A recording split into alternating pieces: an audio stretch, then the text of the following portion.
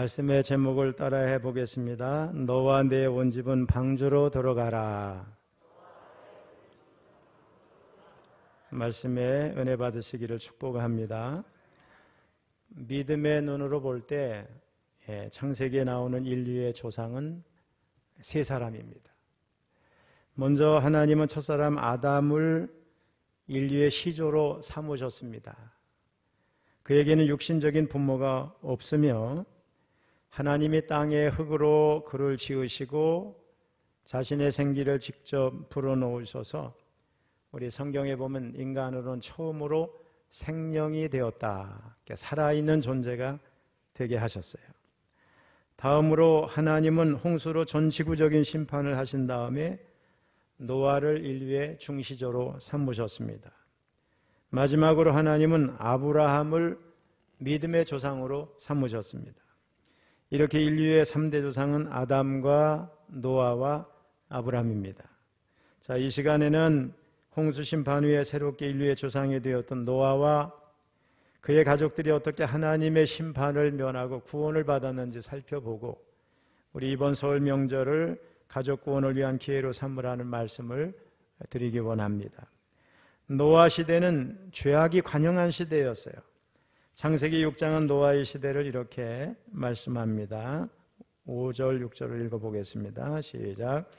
여호와께서 사람의 죄악이 세상에 가득함과 그의 마음으로 생각하는 모든 계획이 항상 악할 뿐임을 보시고 땅 위에 사람 지으셨음을 한탄하사 마음에 근심하시고. 이는 노아의 시대가 포악함이 가득하고 철저히 타락을 한 시대였다는 성경의 총체적인 평가입니다. 한마디로 노아의 시대는 악한 시대고 하나님을 따라 살지 않는 시대, 하나님의 창조와는 반대로 가는 시대였어요.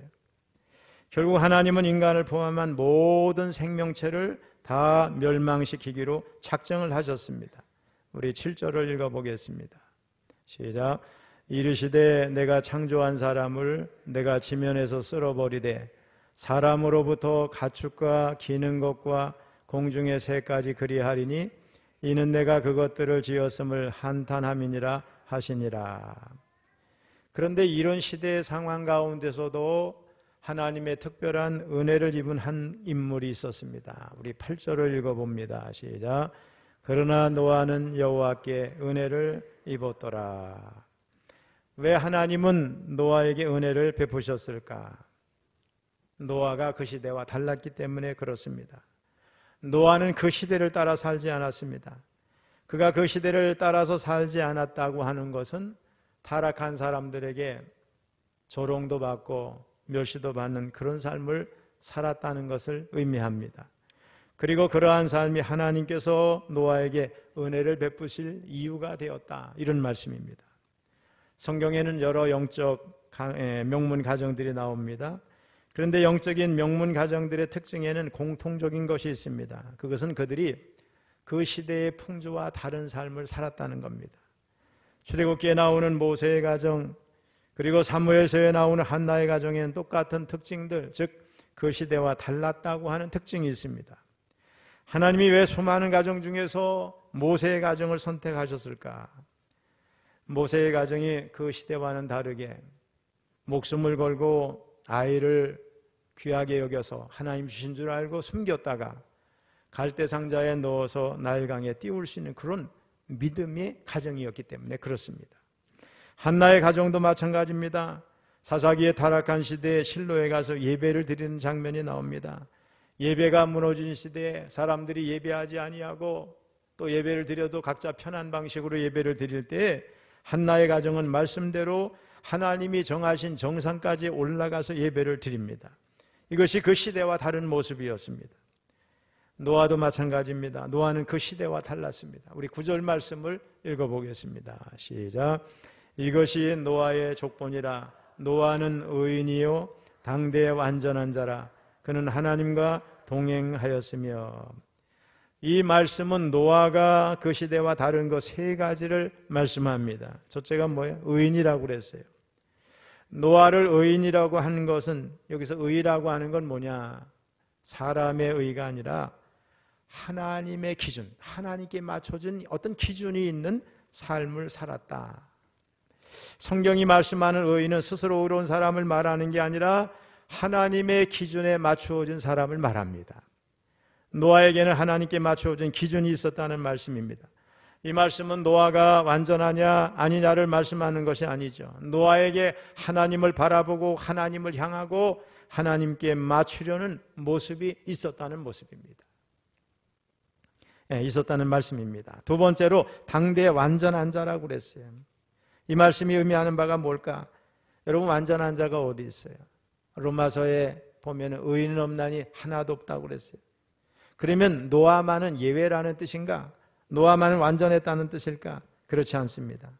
사람의 완전이라고 하는 것은 오직 하나님께 영향을 받는 상태, 다시 말하면 성령으로 충만한 상태에 있을 때만 가능한 것입니다. 그러므로 노아의 완전은 하나님의 충만한 은혜 가운데 있는 모습을 말씀하는 거예요. 우리 감리교를 창시한 존 웨슬리 목사님이 기독자의 완전에 관심이 있습니다. 여러분, 이 땅에서 우리가 성화되기 위해서 노력하다 죽는 것이에요. 죽어서 영화의 단계에 들어가는데 누구도 성화의 단계에서 완전한 사람이 없는데, 그러면 웨슬리 목사님이 말한 성화는 뭔가? 기독자의 완전은 뭔가? 그것은 성령 충만해서 주님을 목표로 주님을 따라서 믿음으로 살려고 애쓰고 노력하는 의지적인 이런 모든 삶의 모습을 기독자의 완전으로 본 것입니다. 사무엘서의 다윗도 그렇지 않습니까? 우리는 다윗이 원래 의롭고 원래 완전한 사람인 줄 알았어요. 그래서 하나님께서 사무엘을 통해 다윗에게 기름을 부으시고 왕으로 삼으셨다고 생각했습니다. 믿음으로 골리앗을 죽이고 믿음으로 인구의 한 10년에 가까운 세월 잘 견뎌낼 때까지도 그런 줄 알았어요. 그러나 이 다윗이 왕이 되고 영적으로 나태함에 빠졌을 때 어떻게 됐습니까? 부하의 아내와 동침하고 그 죄를 감추려고 충직한 부하를 전쟁에서 죽게 만드는 아주 악한 모습을 우리에게 보여주고 있습니다. 여러분, 이 세상에 완전한 사람은 하나도 없습니다. 오직 하나님께 영향을 받고 있는 동안에, 다시 말하면 성령 충만한 상태에 있을 동안만 우리는 완전할 수 있습니다. 세 번째로 노아는 하나님과 동행하는 자라고 그랬어요.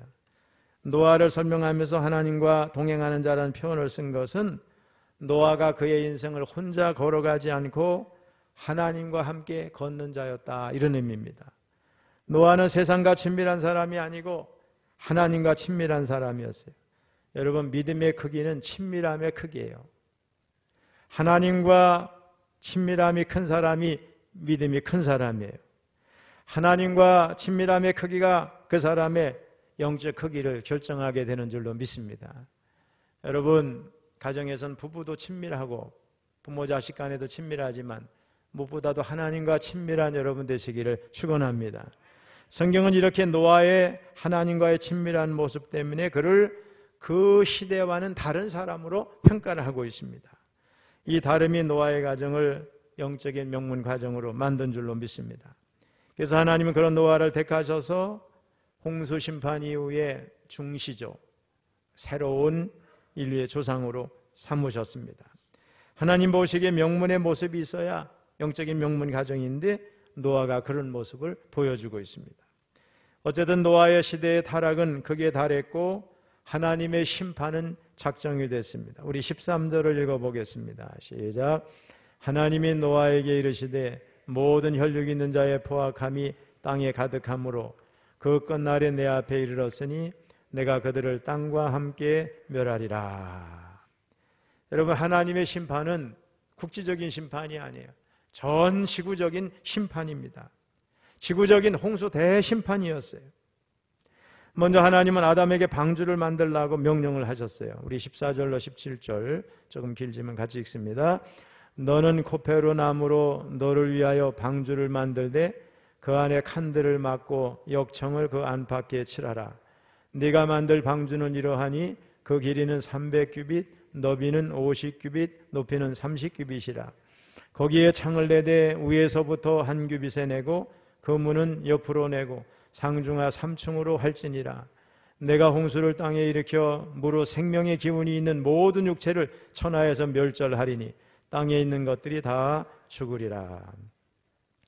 여러분, 노아는 대단한 사람이죠. 이 하나님의 명령에 순종해서 오랜 기간 동안 아마 많은 사람들이 비웃었을 거예요. 그걸 다 이겨내고 방주를 만들었습니다. 22절 읽어봅니다. 시작. 노아가 그와 같이 하여 하나님이 자기에게 명하신 대로 다 준행하였더라. 자, 그리고 본문을 보면 하나님은 홍수를 내리시기 직전에 노아에게 가족들과 함께 방주로 들어가라고 말씀하십니다. 다시 한번 읽어봅니다. 여호와께서 노아에게 이르시되 너와 내 온 집은 방주로 들어가라. 이 세대에서 네가 내 앞에 의로움을 내가 보았음이니라. 마침내 노아가 600세 되던 해 노아의 가족 8명이 방주로 들어가서 평안하게 있을 때 40주야 밤낮으로 비가 쏟아집니다. 우리 7절을 읽어봅니다. 시작. 노아는 아들들과 아내와 며느리들과 함께 홍수를 피하여 방주에 들어갔고 11절 12절 노아가 600세 되던 해 둘째 달 그달 11의 날이라. 그날에 큰 기쁨의 샘들이 터지며 하늘의 창문들이 열려 40주야를 비가 땅에 쏟아졌더라. 노아는 하나님의 말씀 그대로 하나님의 말씀을 들은 그날에 그 아들들 며느리들과 함께 방주로 들어갔습니다. 전부 몇 명이죠? 8명이죠. 그래서 한문으로 배선자를 보면은요, 배주자예요. 배주자에다가 오른쪽에 8팔자에다 입구자를 써요. 8명의 식구가 올라탄 게 배선자의 모습이에요. 거기에는 준비해 두었던 들짐승, 가축, 땅에 기는 모든 것과 모든 새가 둘씩 방주로 들어갔습니다. 그리고 그 명하신 대로 다 들어가니 하나님께서 방주의 문을 직접 닫으셨어요. 그런 다음에 40주야 비가 쏟아졌는데 이것은 전에 보지 못했던 아주 전 시구에 내렸던 홍수였어요. 그날에 큰 기쁨의 샘물이 터졌습니다. 여기서 터졌다는 말은 쪼개지다, 깨지다, 작게 부서지다. 땅이 막 진동한 거죠. 땅이 갈라지고 물이 막 터진 거예요. 균열이 생기고 지각이 어긋난 곳에서 물이 하늘로 막 솟아오른 것입니다. 또 하늘에선 창문이 열렸어요.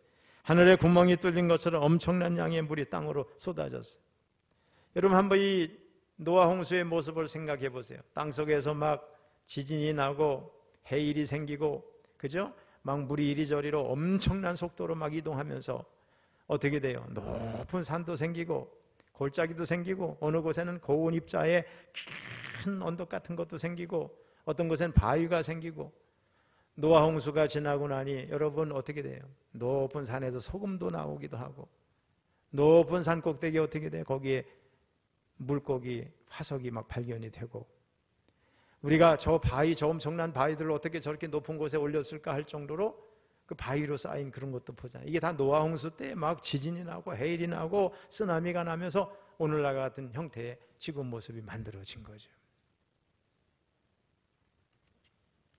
심판은 말씀대로 이루어졌고 그런 와중에 절대 보호를 받으면서 구원받은 사람은 오직 노아와 그의 가족 8사람입니다. 하나님의 말씀을 믿지 않고 구원의 방주로 들어가지 않은 사람들은 한 사람도 구원받을 수 없었고 더 이상 들어갈 수도 없었어요. 왜? 하나님이 그 문을 닫으셨기 때문에 그렇습니다. 본문에서 방주는 하나님의 구원과 심판을 예표합니다. 또한 방주는 오늘날 교회를 의미하기도 합니다. 먼저 방주를 보면 이것은 하나님의 작품이에요. 구체적인 설계를 누가 하셨어요? 하나님이 하셨어요. 노아의 생각은 철저하게 배제됐어요. 하나님께서 원하시는 대로 만들었어요. 노아의 방주는 노도 없어요. 돛도 없어요. 키도 없고 떠있기만 하면 됐어요. 마찬가지로 우리의 구원은 철저하게 하나님이 계획하신 줄로 믿습니다. 하나님께서 작정하셨고 예수님을 보내셔서 십자가상에서 보혈의 피를 흘려주심으로 구원이 완성이 됐어요.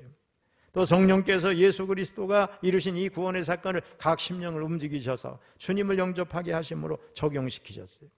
노아처럼 이해되지 않아도 받아들이고 순종해야 될 줄로 믿습니다. 믿음은 내가 이해되지 않아도 하나님을 신뢰해서 받아들이는 거예요. 하나님의 구원과 심판에 대해서 피조물인 우리가 따질 수 없어요. 또 노아의 방주를 보면 역청으로 안팎이 칠해졌어요.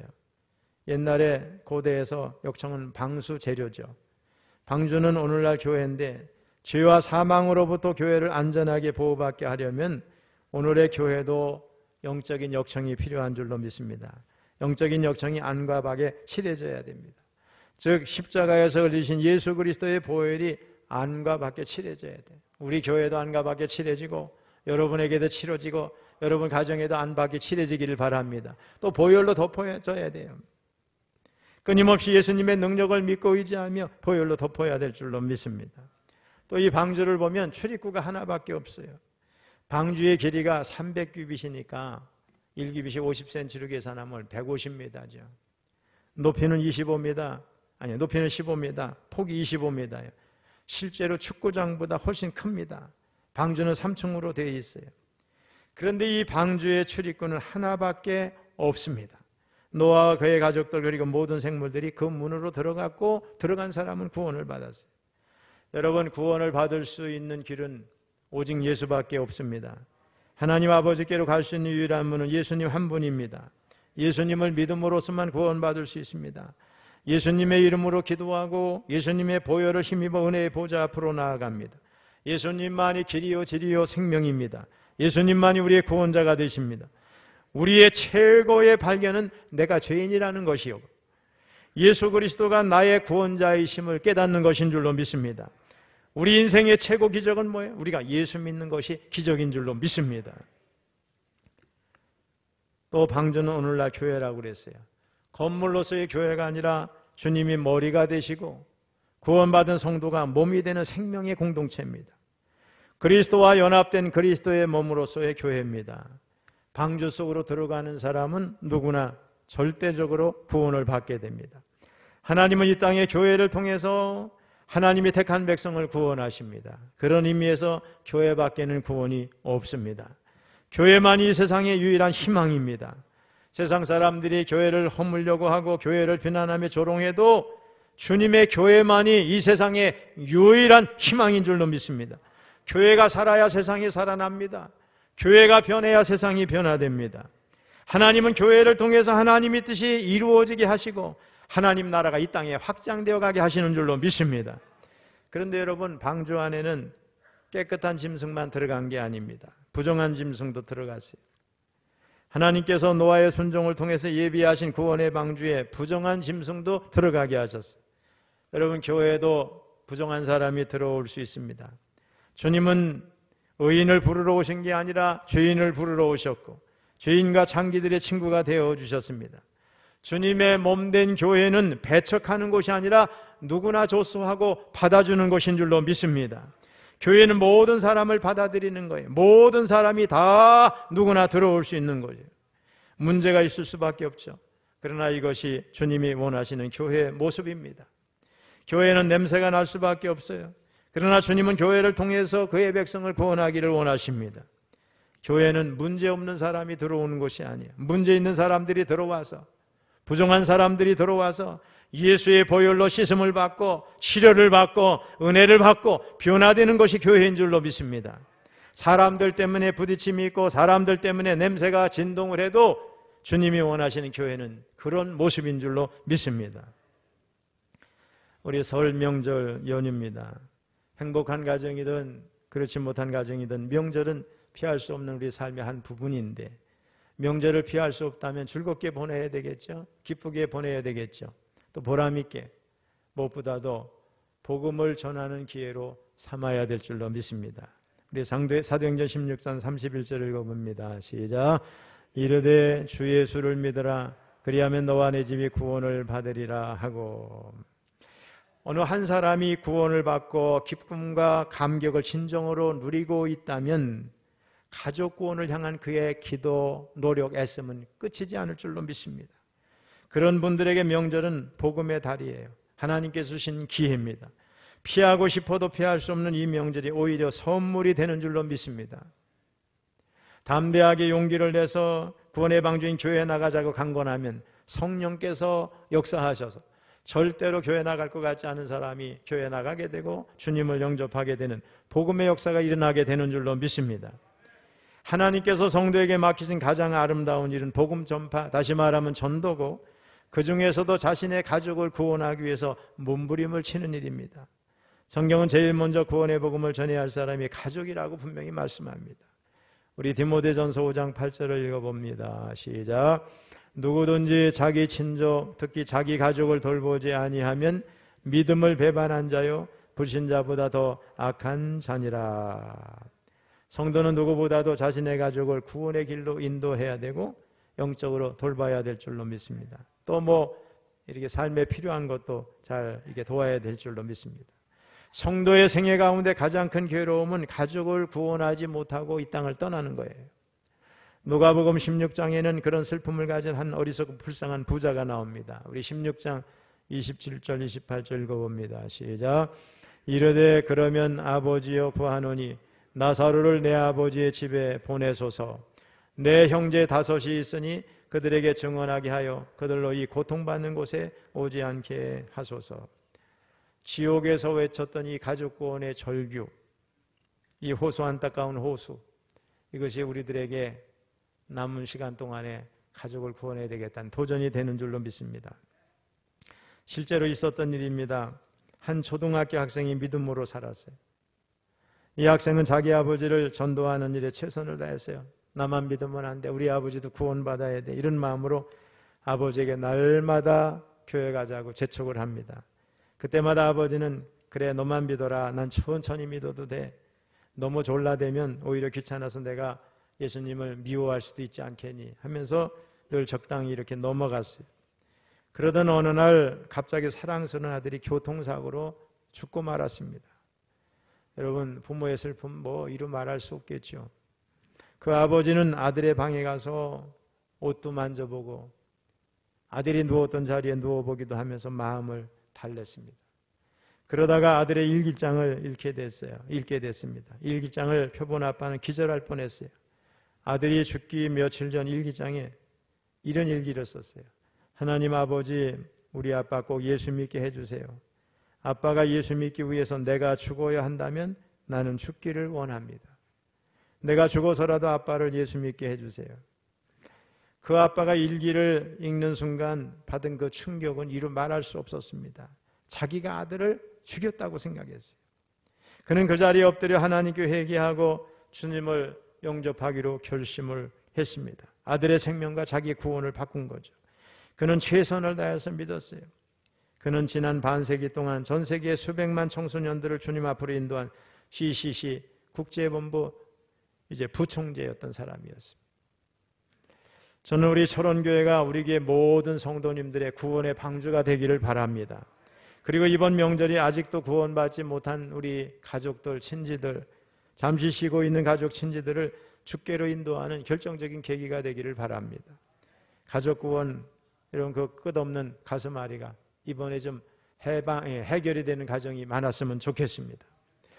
이번 철원 서지방의 연합성의 마지막 날 수요일 날이죠. 새벽 집회 때 생각지도 못했는데 용인에 사는 저의 조카 사이가 교회에 왔어요. 깜짝 놀랐어요. 교회에 올 줄로 생각도 못하고 왔는지도 몰랐어요. 이 조카 사이는 교회 안 다니는 사람이에요. 그런데 명절에 다녀간다고 온 것인데 제가 바쁘니까 새벽에 교회를 찾아온 거죠. 근데 와가지고 제 옆에 앉아가지고 새벽에 이렇게 많은 사람들이 오냐고 놀라고 자꾸 물어요. 그런데 이 조카 사이가 우리 강사님이 찬송 부르자고 할 때 찬송을 따라 부르는 거예요. 손을 들으라면 손도 들고 기도하라 그럴 때 뭐 예수님으로 기도했는지는 모르지만 뭘 자꾸 기도를 하는 것 같아요. 그 모습을 보면서 제가 마스크도 썼는데 뒤에 앉아가지고 눈물이 많이 나더라고요. 야, 내가 새벽마다 이 조카 가족 구원을 위해서 기도했는데 안 되겠다 싶어서 따라오라 그러고 목양실로 데리고 가서 1시간 동안 구원받아야 할 이유를 설명을 했습니다. 그랬더니 그 조카 사이가 앞으로 교회 나가겠다고 말을 하더라고요. 얼마나 감사한지 모르겠어요. 어제 쉬는 날이잖아요. 어제 쉬는 날이라 제가 집에 이렇게 있으면서 서재에 이렇게 그 책이 있는지 몰랐는데 이화여대 의대를 나오신 그리고 목회자가 된 미국에서 목회하는 서사라 목사님의 여자 목사님인데 그 지옥 간증이더라고요. 책이 굉장히 두껍고 내용이 굉장히 진실되게 보였어요. 물론 그게 성서적으로 옳으냐 그러냐를 저는 말하고 싶지는 않아요. 다만 한 영혼이라도 죽게 가기로 원하는 마음으로 썼는데 그 내용을 쭉 읽으면서 거기에 지옥 가 있는 너무나 많은 부류의 사람들이 쫙 나열이 됐어요. 한 번에 본 게 아니고 수도 없이 그 경험을 많이 했더라고요.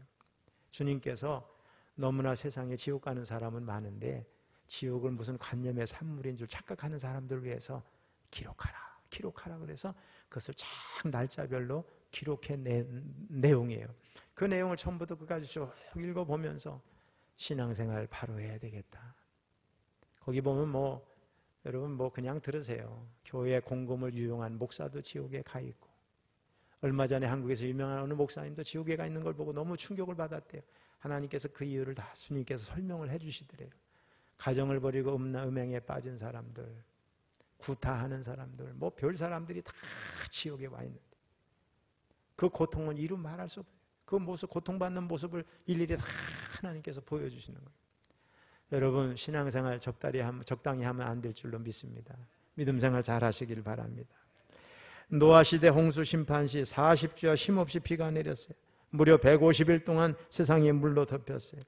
하늘과 땅 사이에 보이는 것은 아무것도 없었어요. 하늘에는 구름 한 점 보이지 않았고 땅은 전혀 볼 수 없었어요. 오직 물과 하늘뿐이었는데 그 사이에 나무로 된 배 한 척이 떠 있습니다. 당시 세상은 배 안과 밖으로 갈렸습니다. 배 안에는 생명이 있었지만 배 밖에는 죽음뿐이었어요. 살아있는 생명체는 오직 배 안에 들어있는 사람뿐이었어요. 노아의 방주만 유일한 구원의 길이었어요. 여러분, 사람의 지혜로 하나님의 심판을 피할 수는 없습니다.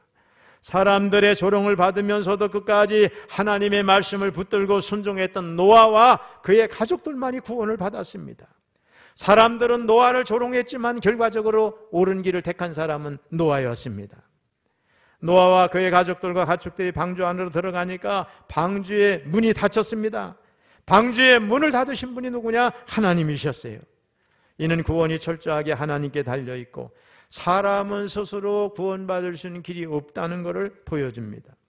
아마 노아가 볼 때는 모르겠어요. 옆에 떠내려가서 죽어가는 사람들을 보면서 하나님, 저 한 사람이라도 구원하면 안 되겠습니까? 하나님은 그거 용납하지 않으셨어요. 혹시 모르겠어요. 하나님, 이 코끼리를 내보내고 사람을 구원하면 10명쯤 더 탈 수 있는데 그렇게 할까요? 하나님은 그런 것도 허용하지 않으십니다. 한 번 닫힌 방주의 문은 홍수가 끝날 때까지 열리지 않았습니다. 그렇게 하심으로 노아의 언약 안에 들어왔던 사람들만 구원받게 된 줄로 믿습니다. 여러분, 이렇게 구원의 문은 항상 열려 있는 게 아니에요. 구원의 문이 일단 닫히고 나면 다시 오지 않습니다. 복음이 전파될 시대에, 그런 시기에 응답을 해야 될 줄로 믿습니다.